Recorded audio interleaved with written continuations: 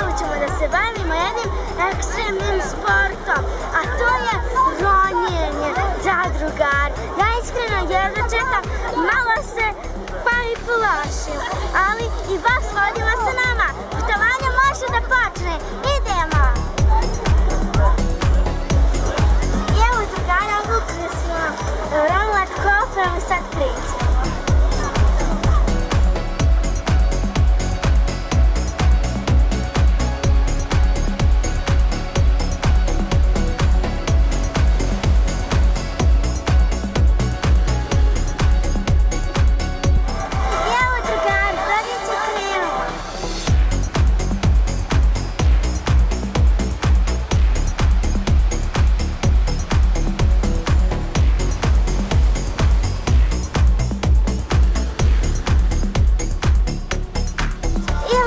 Došao je taj trenutak da ulazimo u vodu.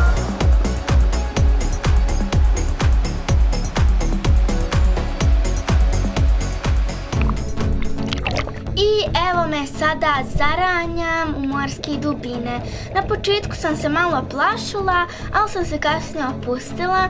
Zatim sam vidjela ovo jato predivnih ribica. Oko mene su se nalazili dosta korala koji su negdje u dubini 20 metara i ima ih raznih boja.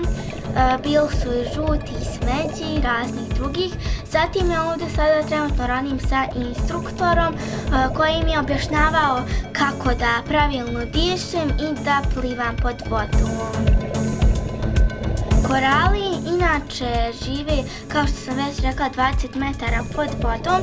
On se hrani inače planktonima ili ostacima nekih biljaka i životinja. Na jednom dijelu se nalazi pijesak, a na jednom korali ili kamenje. Zatim ovdje sam vidjela predivne providno srebrne ribice.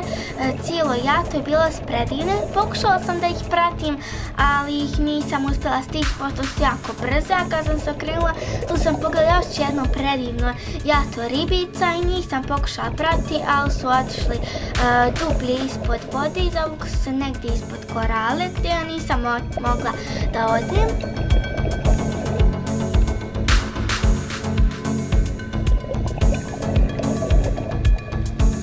Evo izbliza kako izgledaju zapravo ti korali.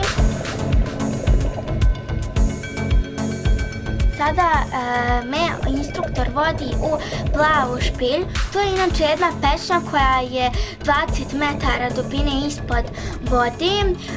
Sada me trenutno unosi instruktor, a ovo što si ja predivno plavo bojem je zapravo njen ulaz u pećinu.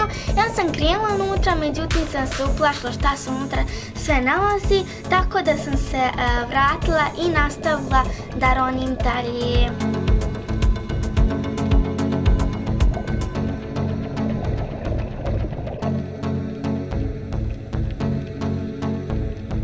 Ovdje sam naišla na jedan jako veliki koral. Tu se inače skuplja dosta ribica i jedu te korale. Zatim je ovdje upala voda u naočare i morala sam napolje da izronim jer im je voda počela ulaziti u oči. A tada sam zatekla jato ovih jako sitnih malih ribica. Zatim sam ponovno zaronila i nastavila da ronim dalje. Naišla sam na morske ježeve, ali im se nisam približavala jer sam se plašila da se ne ubodem na njih, pošto oni svugdje okolo imaju svoje iglice. A sada sam završila ronjenje i krećem gore da izlazim i vraćam se na brodić i nazad. Jo, super! I evo sada skidam peraja. Iako sam ih teško skinula, trebalo mi nekih od 5 do 10 minuta da ih skinem, zato što dok ste u vodi koža bude mokra i jako je teško da se razvoji od peraja. I sada se penjem na brodić. i konačno da skinem ove naočare sa sebe i vraćam se na kopno.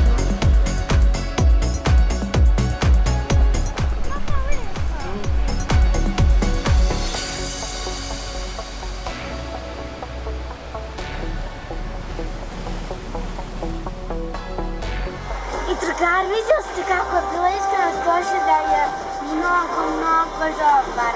Jako mi se svidilo, to je bilo jako neobično i super.